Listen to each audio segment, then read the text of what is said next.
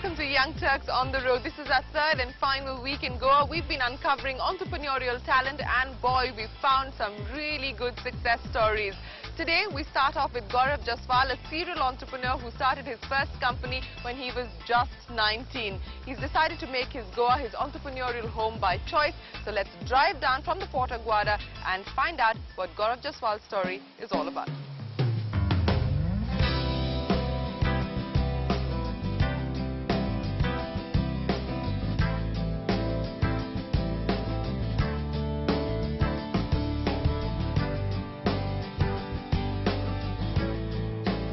Haven't even reached our first destination and the Goan unpredictable monsoon has begun to pour here. I'm going to have to take off my sunglasses.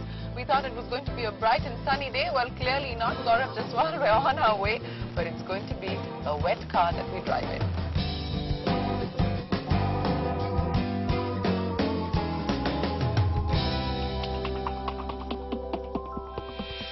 I'm Gourav Jaiswal and I'm 35 years old. I head Synapse, Junoon Ventures and Extra Hands. Actually, I don't think that I really head anything. I just coordinate a group of 50 entrepreneurs. He's been a reporter, a publisher, a designer, an actor, but being an entrepreneur is perhaps a role he enjoys the most. Not from a business family, without any formal business training. 35-year-old Gourav Jaiswal started his first entrepreneurial venture when he was just 19. But his big idea came to him while working for a tech publishing company. So 7 years ago, Gourav moved to Goa and started Synapse, a not-for-profit organization devoted to catalyzing entrepreneurship. Armed with a degree in economics and mass communication, Gourav visualized a business communications company which went beyond marketing and provided leverage for better business. 50 entrepreneurial people in our organization means that I have a lot of free time to think of crazy new ventures. Hey Gourav, thanks very much for joining us on Young Turks on the Road. Hi Shereen.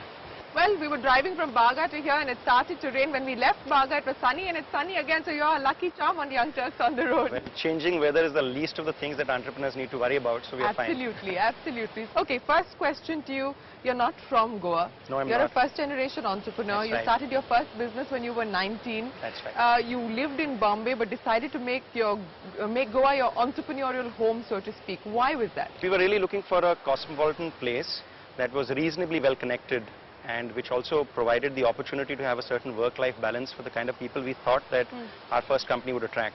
So that's what brought us to Goa. Okay, Synapse. Now, that's the venture that you actually started off in Goa. It's sort of, the name suggests connectivity and the name suggests linkages. So what was the idea behind that and how long did it actually take for you to formulate the business plan and then execute it into reality? I will have to confess now, I didn't have a business plan before I came here. I didn't even have a name. That's a success to a good entrepreneur. Is it no business plan? No business plan and no name also. So I just came in here and also surprisingly I'd never been to Goa before in my life. But in Synapse, or what in my mind was Synapse, I visualized a business communication company, something that did something much broader than what a typical advertising agency did. Not only worked with marketing companies or marketing functions within departments, but also worked with IT functions, with HR functions, all helping to leverage communication for better business results. Sure. So that was really the goal. What was it like for you to get your first client? And you've got several big marquee names now, Microsoft, Kotak to name just a few. What was it like when you bagged your first client and how difficult was it to convince people that a small startup sitting in Goa could actually provide solutions for them? Fortunately for me, not very difficult for two reasons. The first is that our first client became the company that I was heading before I came here.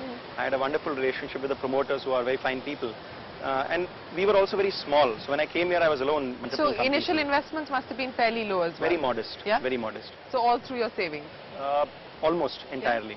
Yeah. And, you know, it was not very difficult to get in names because the barriers that we had to meet in the beginning was this whole thing of Goa, because not only is it remote from Bombay and Bangalore and Delhi and all the other places where we have clients, but it also has this slightly naughty brand equity about it. So once Gourav convinced his clients about Goa, the business became profitable. With Synapse's first client, that was the previous company he'd worked for, a small team and some personal savings, the company was ready to get going. His clients now include the likes of Microsoft, Kotak, Godfrey Phillips, Taj Hotels and Sher Khan. Gourav has now created 2 more companies independent of Synapse, Junoon Ventures and Gulnar. Junoon is a company that helps budding entrepreneurs. Gulnar produces 100% natural beauty products. Soon, Gourav will also get into the spa business. Also on the anvil, Money Mentor, a company that provides personal financial management tools. Junoon came about from a long-standing feeling that I had because I was this crazy nut whose family was not into business, and I went into business at 19. I lost my shirt, my trousers and other unmentionables.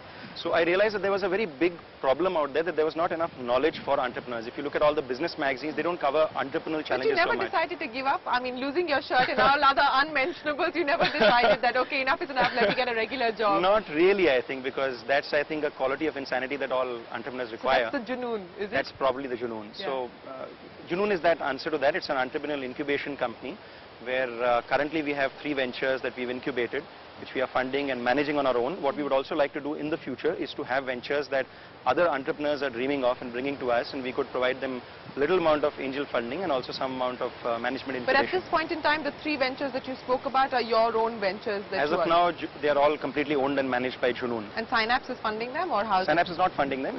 We had a very little, again, Junoon was completely bootstrapped, and it would not be good form for an entrepreneurial company to start off life thinking that we've got a rich daddy, in this case a small little daddy called Synapse. So we managed it in a very entrepreneurial way completely, where the salary structure, you know, how we look at every rupee that comes in, the team there, the team is completely different. So they look at it in a very entrepreneurial way. So what's the kind of timeline that you have set for the new ventures that you're working on with Junoon? Our timeline in all cases is that we should have profitability within the first year. Okay. We, were almost break even with Junoon in the first year. With each of our ventures, that's the goal. It's not something that we are, very, very religious about, but it's something that we would look at as the first milestone. But given the fact that you are now expanding and you don't want Synapse to be funding these ventures, are you looking at strategic investors? Are you looking at venture capital? Are you looking at external funding at this point in time? Fortunately, not, Shereen, for a couple of reasons. One is that our filters for starting new ventures is that the capex requirement must be very modest. Okay. And they should when be funded from our cash flow. When you say very modest, what would that mean? Want to invest less than $10,000 before we start seeing the profit streams flow in. They may not be currently covering costs. And we totally don't want to spend more than about $20,000 before the venture becomes profitable on its own. Okay. So that's our filter. Okay, so you don't really need the money coming in from outside? We don't really need the money, and second, even for Synapse where... But are you averse to it? I am averse to it. Why is that? That's correct. I'm averse to it because, for 2 reasons, not that there's something wrong with venture capital. For me, this point about starting all businesses is a little different from many other typical entrepreneurs. First, I'm not starting these businesses to flip. Like a lot of technology companies, they say that, if we can just start this and get to a prototype stage in 2 years, Google or Cisco or somebody will buy us out.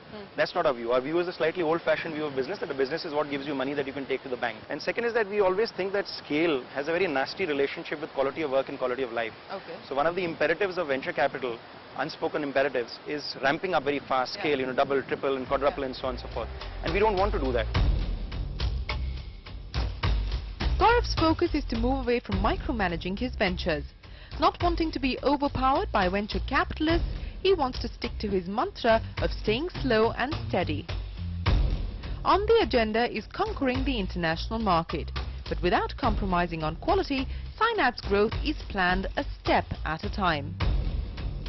Coming up with as many new ideas while still retaining excellence, inner peace and harmony.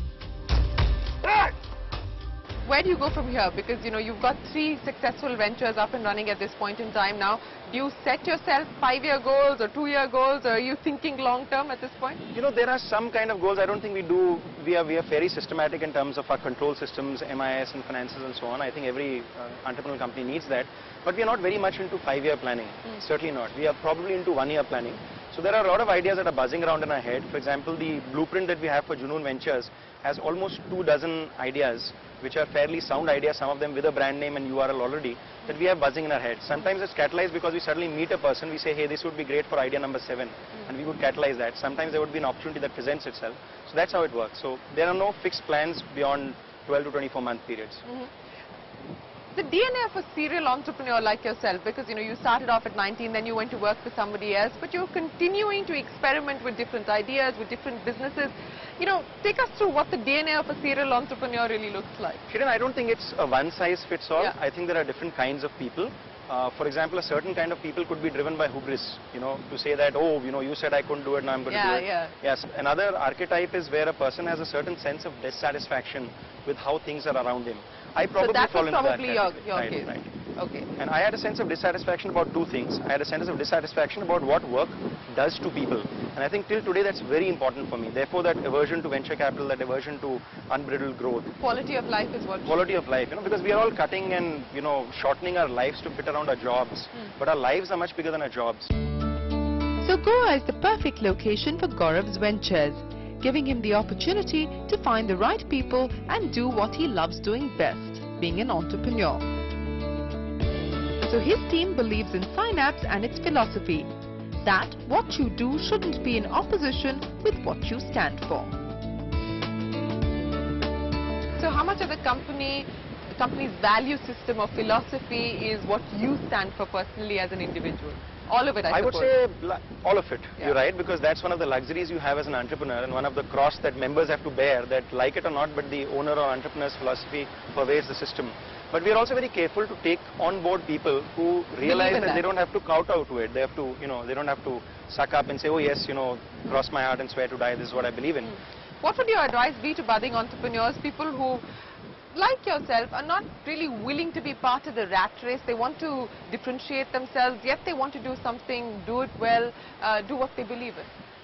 Shereen, I don't think that I'm pompous enough to say that I can give advice. I'm yeah, at a very early stage of experience yourself. early stage of I would say that the smartest thing that I ever found about or heard about entrepreneurship was somebody who said that you need to realize that entrepreneurship is not for 99.9% of people. And I think that's very important, because right now what we have last 3-4 years is that entrepreneurship has become very fashionable. So a lot of people say, oh, I want to be an entrepreneur. What's the downside of being an entrepreneur? There's a lot of risk. There's a lot of uncertainty more than risk. And I guess that's most of it. Well, we wish you the very best of luck, not just with Synapse, with Junoon Ventures and all of the other things that you're going to be looking at in the years to come. Gaurav, thank you very much. Thank you very much, having you on Young Turks on the Road. Thanks for joining us.